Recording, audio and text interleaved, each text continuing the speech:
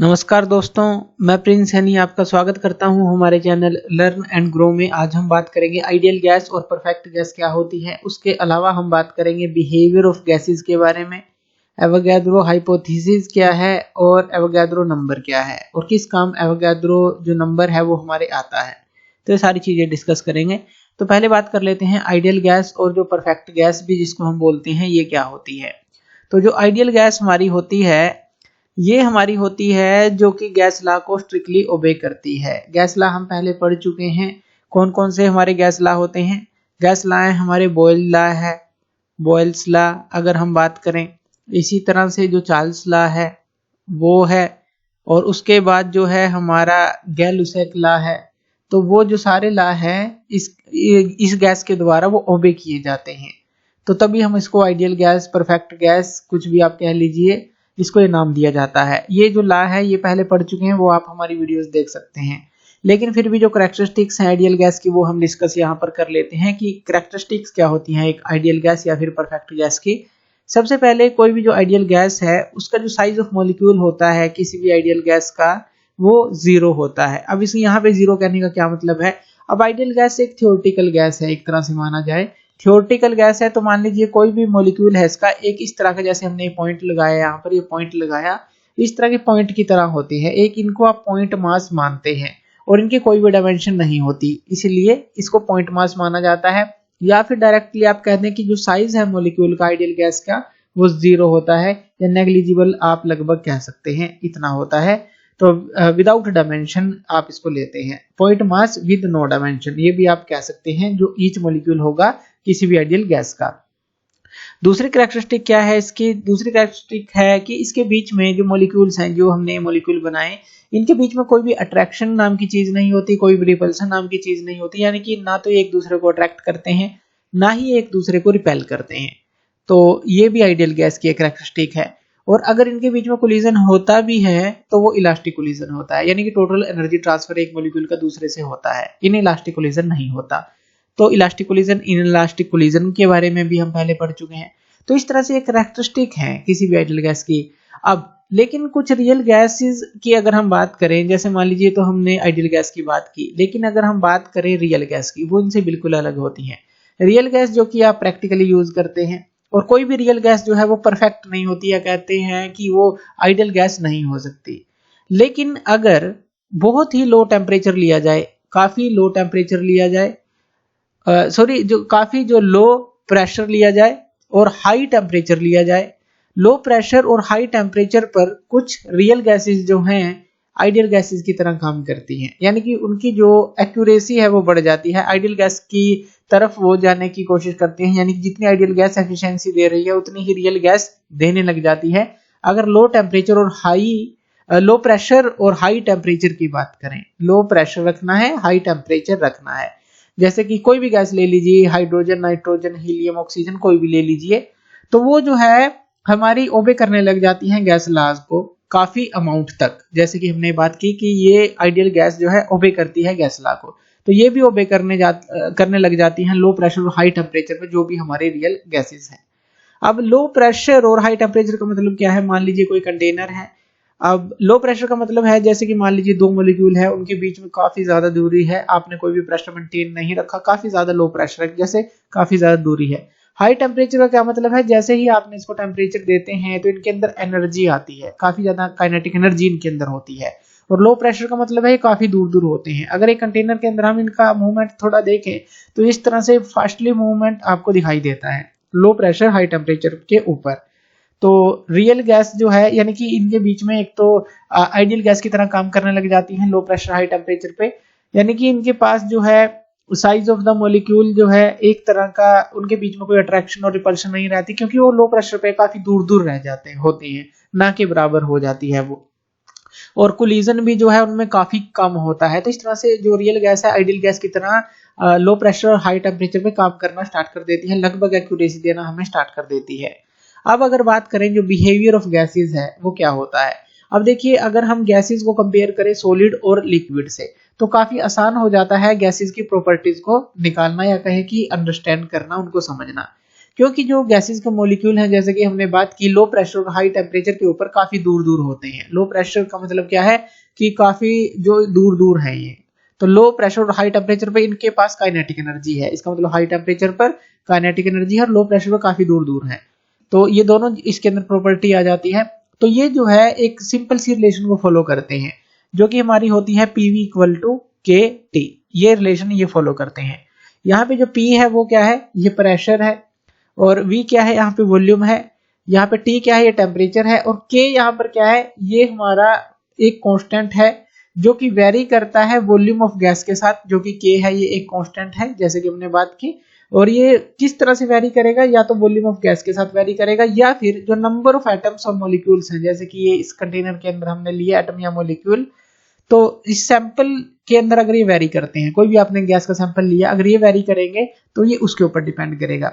यानी कि जो वॉल्यूम ऑफ गैस ले लें, या फिर नंबर ऑफ एटम या फिर मॉलिक्यूल ले लें गैस के, जो भी आपने सैंपल गैस ली है, तो ये उसके ऊपर डिपेंड करता है। ये जो के है कांस्टेंट है। अब आप इसको, जो ये के है, आप इसको के को किसके बराबर लिख सकते हैं, आप एक तरह से इसको लिख सकते हैं एन के बी के बराबर। अब यहाँ पर जो ये के बी है, इसको भी ध्यान से समझिएगा, ये बोल्ट्जमैन कांस्टेंट है। अब ये के बी यहाँ पर क्यों लिखा है, क्योंकि जो बोल्ट्जमैन कांस्टेंट है, बोल्ट्जमैन ने जो थ्योरी दी थी अपनी, उन्होंने बताया था काइनेटिक एनर्जी जो है मॉलिक्यूल्स के बारे में, यानी कि उसके बारे में उन्होंने काफी कुछ बताया था, तो यहाँ पे बोल्ट्जमैन कांस्टेंट का यूज किया गया है।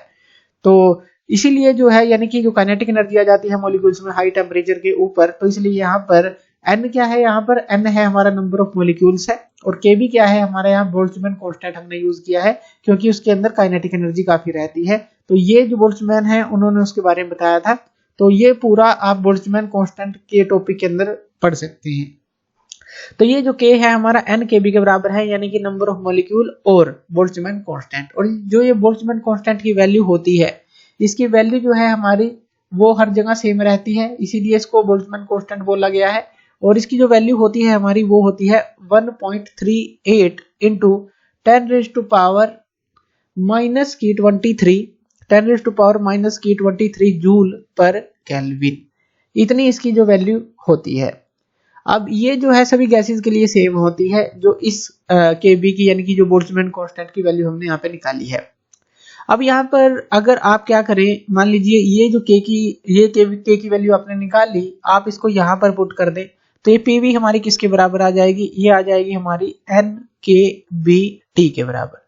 यानी कि ये के की वैल्यू जो है आपने यहाँ पर पुट कर दी, इस इक्वेशन में पुट कर दी। अब यहाँ से अगर आप निकाल लें जो के बी है, यानी कि जो बोल्ट्जमैन कांस्टेंट है, इसको अलग कर लें, तो पीवी बाई एन टी ये किसके बराबर आ जाता है, के बी के बराबर आ जाता है। ये इक्वेशन जो है हमारी यहाँ पर बनती है। अब यहाँ पर ये क्या है, किसी भी मान लीजिए गैस के लिए ये इक्वेशन हमारी बनती है। अब मान लीजिए आपके पास दो गैसेस हैं, अगर आपके पास दो गैसेस है, दो गैसेस के लिए आप किस तरह से बनाएंगे इसको, P1V1 बाई N1T1 ये बनाएंगे, और पहली गैस के लिए ये हो गया, दूसरी के लिए P2V2 बाई N2 और T2 ये आप इक्वेशन बनाएंगे, और इक्वल टू यहाँ पे आ जाएगा Kb, जो कि जो एक कांस्टेंट के बराबर है, जिसकी वैल्यू हमने अभी देखी, तो ये एक कांस्टेंट के बराबर है। तो इस तरह से अगर दो गैसेस हैं उनके लिए आप ये इक्वेशन बना सकते हैं। अब अगर आपको नंबर ऑफ मान लीजिए मॉलिक्यूल निकालने हैं, तो पीवीटी की वैल्यू अगर आपको पता है आप निकाल सकते हैं। अगर पीवीटी की, यानी कि प्रेशर, वॉल्यूम और टेम्परेचर की वैल्यू सेम है, तो एन की वैल्यू भी जो है सेम रहेगी, चाहे कितनी भी गैसेस हों। अगर प्रेशर, वॉल्यूम, टेम्परेचर सभी गैसेस का सेम है, तो एन की वैल्यू भी, यानी कि टोटल नंबर ऑफ मॉलिक्यूल्स की वैल्यू भी सेम रहती है। तो यहां से निकल कर आता है हमारा एवोगैड्रो हाइपोथेसिस। तो एवोगैड्रो ने क्या कहा, उनके जो लॉ है उन्होंने क्या कहा, उनके अकॉर्डिंग क्या है कि equal volume of all gases under identical condition of pressure and temperature. यानी कि अगर प्रेशर सेम है, टेम्परेचर सेम है, जैसे हमने पहले देखा वॉल्यूम भी अगर सेम हो, तो इक्वल वॉल्यूम है सभी गैसेस के लिए, कंडीशन आइडेंटिकल है, कंडीशन भी सेम है, प्रेशर और टेम्परेचर, तो कोई भी गैस हो उसके अंदर इक्वल नंबर ऑफ मॉलिक्यूल्स होंगे।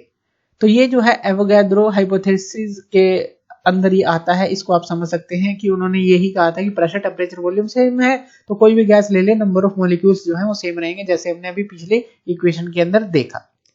तो अब देखिए जो एवोगैड्रो थे उन्होंने एक और चीज बताई कि जैसे कि ये नंबर ऑफ मॉलिक्यूल्स हैं, कोई भी जो गैस है उसके अंदर कोई भी अलग अलग तरह की गैस है, मान लीजिए आप इसको नंबर दे दीजिए, यहाँ पे नंबर 1 गैस है, यहाँ पे नंबर 2 गैस है, यहाँ नंबर 3 गैस है, यहाँ नंबर 4 गैस है, कोई भी अलग अलग तरह की गैस है, ऑक्सीजन, नाइट्रोजन, हीलियम, कोई भी गैस आप ले लीजिए, कोई भी ले सकते हैं।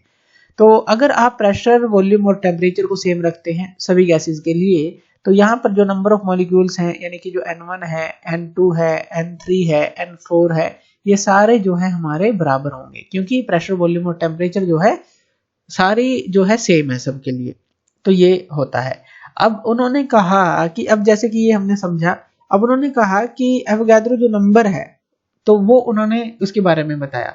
अब जो एवोगाड्रो नंबर होता है वो क्या होता है कि 22.4 लीटर, अगर किसी भी गैस का आप 22.4 लीटर लेते हैं और एनटीपी पे, यानी कि जो नॉर्मल टेम्परेचर और जो प्रेशर है, नॉर्मल टेम्परेचर क्या होता है 273 केल्विन, और नॉर्मल जो प्रेशर है हमारा वो 1 एटमॉस्फेयर होता है। ये आपको पता होना चाहिए कि जो टेम्परेचर है वो 273 केल्विन और जो प्रेशर है हमारा वो आपका होता है 1 एटमॉस्फेरिक प्रेशर जो आप लेते हैं। तो सेम नंबर ऑफ मॉलिक्यूल हैं जैसा कि हमने बात की, तो सेम नंबर ऑफ जो मॉलिक्यूल हैं इनकी जो वैल्यू है वो दी गई एवोगाड्रो नंबर के द्वारा, यानी कि 22.4 लीटर किसी भी गैस का नॉर्मल टेम्परेचर और प्रेशर पे वो same number of molecule carry करते हैं, जिसकी वैल्यू है 6.02 इंटू 10⁻23। ये वैल्यू होती है। इसका कहने का क्या मतलब है कि कोई भी गैस जो हो और उसका इतना वॉल्यूम हो, 22.4 लीटर हो, और टेम्परेचर और प्रेशर जो है जो नॉर्मल टेम्परेचर प्रेशर हो, यानी कि इतने टेम्परेचर पे इतने प्रेशर पे वो same number of molecule he carry करेगी, कोई भी गैस हो। 6.02 इंटू 10⁻23 उसको नंबर में दर्शाया गया। अब देखिए जो मास है, अब यहाँ पर अगर हम बात करें जो 22.4 लीटर है, ये किसी भी गैस का अगर हम एनटीपी पर लेते हैं, कोई भी मास ले लें, अगर वो जो मास है वो हमारा मॉलिक्यूलर वेट के बराबर होता है, अगर वो हम लेते हैं, यानी कि 22.4 litre of any gas at NTP is equal to molecular weight. जो मास होगा, मास ऑफ, आपने क्या किया, मास ले लिया 22.4 लीटर किसी भी गैस का नॉर्मल टेम्परेचर प्रेशर पर, तो वो किसके इक्वल टू होगा, molecular weight of the gas, molecular weight के बराबर होगा गैस के, इन ग्राम, ग्राम के अंदर होगा। और इसी चीज को जो ये अमाउंट होती है सब्सटेंस की, इसको हम 1 मोल बोल देते हैं। अब 1 मोल को आप समझिए कि हम कहना क्या चाहते हैं, कि जो ये मोल है यानी कि जो अमाउंट ऑफ सब्सटेंस है, जो एक मोल है वो क्या है। अब हमने बात की जो मास ऑफ 22.4 लीटर है, हम बार बार ये बता रहे हैं कि मास ऑफ 22.4 लीटर है। अब आप किसी भी गैस का ले लें, मान लीजिए आप ऑक्सीजन का ले लेते हैं, O2 का आपने ले लिया। अब ये किसके बराबर होगी, जैसा कि डेफिनेशन के अंदर बताया गया है कि ये मॉलिक्यूलर वेट के बराबर होगी। अब इसका जो ऑक्सीजन का मॉलिक्यूलर वेट कितना होगा, अब ये 2 मॉलिक्यूल से बनी है, एक एटम ऑक्सीजन है, यानी कि अगर एक की बात करें तो ये तो एटम है, अगर मॉलिक्यूल की बात करें तो ये O2 जो है 2 ऑक्सीजन से मिलकर बन जाएगा, यानी कि जो इसका एटॉमिक वेट है 16 प्लस 16 और मॉलिक्यूलर वेट, एटॉमिक वेट 16 हो गया, मॉलिक्यूलर वेट कितना हो जाएगा, 32 हो जाएगा। यानी कि अगर आप ऑक्सीजन लेते हैं तो ये 32 ग्राम ऑफ ऑक्सीजन हो जाएगा, और ये जो 32 ग्राम है हमारा, 32 ग्राम ऑफ ऑक्सीजन हमने लिया, इसके अंदर कितने मॉलिक्यूल होंगे, कितने कंटेन करेगी ये मॉलिक्यूल, इतने, जितने की ये नंबर है, जितना ये एवोगाड्रो नंबर है इतना। तो ये समझ गए होंगे कि इतना लीटर लिया किसी भी गैस का, जैसे ऑक्सीजन की लिया तो ये 32 ग्राम आया, और 32 ग्राम में आपको कितने मॉलिक्यूल मिलेंगे, इतने मिलेंगे एनटीपी के ऊपर। इसी तरह से आप कोई दूसरी गैस यहाँ पर ले सकते हैं, तो वहां पर भी जो आप देखेंगे जितना भी ग्राम वेट आएगा उसके अंदर जो मॉलिक्यूल होंगे इतने ही मॉलिक्यूल होंगे, इतने के बराबर ही होंगे एनटीपी कंडीशन के ऊपर। तो इसको आप इस तरह से समझिए कि सबके लिए सेम है, अगर ये कंडीशन आती है, इतना वॉल्यूम, नॉर्मल टेम्परेचर, प्रेशर, तो कोई भी गैस हो, कितना भी ग्राम हो वो, तो उसके अंदर जो है, जैसे कि हमने बात की कि जो इसका एक एटम है और जो मॉलिक्यूल है वो इस नंबर से हम रिप्रेजेंट करेंगे किसी भी गैस के लिए। तो अब देखिए जो एवोगाड्रो हाइपोथेसिस के बारे में हमने पढ़ा, एवोगाड्रो नंबर के बारे में हमने पढ़ा, तो एवोगाड्रो नंबर हमारा काम क्या आता है, ये काफी चीजें कैलकुलेट करने के काम आता है। जैसे कि पहली अगर हम बात करें, ये एक्चुअल वेट किसी एटम का, किसी भी एलिमेंट के। अब एलिमेंट क्या है, एलिमेंट कुछ भी हो सकता है आपका जो सेम काइंड ऑफ एटम्स का बना होता है, जैसे कि आप ऑक्सीजन ले लें, सिंपल सा एग्जांपल है, ये 2 ऑक्सीजन का बना हुआ है, तो कुछ भी आप ले लें, सेम काइंड ऑफ एटम उसके अंदर होने चाहिए। तो एक्चुअल वेट निकालना है हमें 1 एटम का, यानी कि एक ऑक्सीजन का निकालना हो, तो हम इसके थ्रू जो है उसको फाइंड आउट कर सकते हैं। उसके अंदर हमारा फॉर्मूला लगेगा, जो एटॉमिक वेट है, यानी कि ऑक्सीजन का जो एटॉमिक वेट है, एक एटम का वेट आएगा, और एवोगाड्रो नंबर जो कि 6.02 इंटू 10⁻23 है। तो ये जो है आप इसके साथ इसको डिवाइड कर देंगे, इसके साथ डिवाइड करेंगे तो आपके पास जो है आंसर आ जाएगा। तो अब इसके अंदर देखिए कैलकुलेट कर सकते हैं एक्चुअल वेट, और इसी के साथ जो है आप एक्चुअल वेट ऑफ किसी मॉलिक्यूल का भी निकाल सकते हैं। अब देखिए यहाँ पे एटम है, यहाँ पे मॉलिक्यूल है। अब मॉलिक्यूल जैसे कि हमने बात की, जैसे O2 है, H2O है, HCl है, जो कॉम्बिनेशन में बनते हैं, तो वो जो है हमारे मॉलिक्यूल हो जाते हैं। तो एक्चुअल वेट उनका भी आप निकाल सकते हैं। उसके अंदर क्या हो जाएगा, एटॉमिक वेट की जगह मॉलिक्यूलर का वेट हो जाएगा। जैसे C6H12O6 है, तो इस तरह से कोई भी मॉलिक्यूल है उसका मॉलिक्यूलर वेट आप यहाँ पर ऐड कीजिए। एटॉमिक वेट को ऐड करने के बाद मॉलिक्यूलर वेट आपको मिलता है सारा, और एवोगाड्रो नंबर से डिवाइड कर दीजिए, तो आप जो है actual weight of one molecule भी निकाल सकते हैं। इसके अलावा आप जो है नंबर ऑफ एटम्स भी निकाल सकते हैं। जो भी गिवन अमाउंट आपको दी हो, किसी भी एलिमेंट की कोई भी आपको मात्रा दी है, तो आप नंबर ऑफ एटम निकाल सकते हैं उसके अंदर कितने होंगे। तो उसके लिए क्या करना पड़ेगा, आपको उल्टा करना पड़ेगा। ये जो फॉर्मूला हमने पीछे पढ़ा है, एवोगाड्रो नंबर को एटॉमिक वेट से डिवाइड करना पड़ेगा और इनटू जो गिवन अमाउंट आपको दी है। तो इस तरह से आप नंबर ऑफ एटम भी निकाल सकते हैं और आप नंबर ऑफ मॉलिक्यूल भी निकाल सकते हैं। जो भी आपको अमाउंट दी है किसी भी सब्सटेंस की, तो इसके अंदर क्या आ जाएगा, Avogadro number divide by molecular weight आ जाएगा हमारा। हमने पता है एटॉमिक वेट क्या होता है, मॉलिक्यूलर वेट क्या होता है। एटॉमिक वेट किसी भी एटम का, मॉलिक्यूलर वेट मॉलिक्यूल का पूरे का, जैसे H2O है उसका पूरे का। तो यहाँ पे एवोगाड्रो नंबर के साथ इसको डिवाइड करेंगे। इसी तरह से अगर हमें नंबर ऑफ मॉलिक्यूल किसी भी वॉल्यूम ऑफ गैस में निकालना हो, कोई भी आपको वॉल्यूम ऑफ गैस दी है, तो उसके लिए भी आप इसका यूज कर सकते हैं। तो एवोगाड्रो नंबर को आप 22.4 से डिवाइड कर देंगे, क्योंकि 20.4 लीटर के लिए ही जो एट एनटीपी कंडीशन पर से मॉलिक्यूल होते हैं किसी भी गैस में हमने जाना। तो अगर आप नंबर ऑफ मॉलिक्यूल निकालना चाहते हैं तो एवोगाड्रो नंबर को 22.4 से आप डिवाइड कर देंगे, इनटू जो उसकी जो भी आपको वॉल्यूम दी है उसे मल्टीप्लाई कर देंगे। तो ये जो है एवोगाड्रो नंबर जो है काफी हमारे काम आता है, काफी चीजें कैलकुलेट करने का काम आता है। तो ये थी हमारी आइडियल गैस और परफेक्ट गैस। तो थैंक यू वीडियो देखने के लिए, और इसी तरह की वीडियोस के लिए आप हमारे चैनल लर्न एंड ग्रो पे हमें सब्सक्राइब कर सकते हैं। धन्यवाद।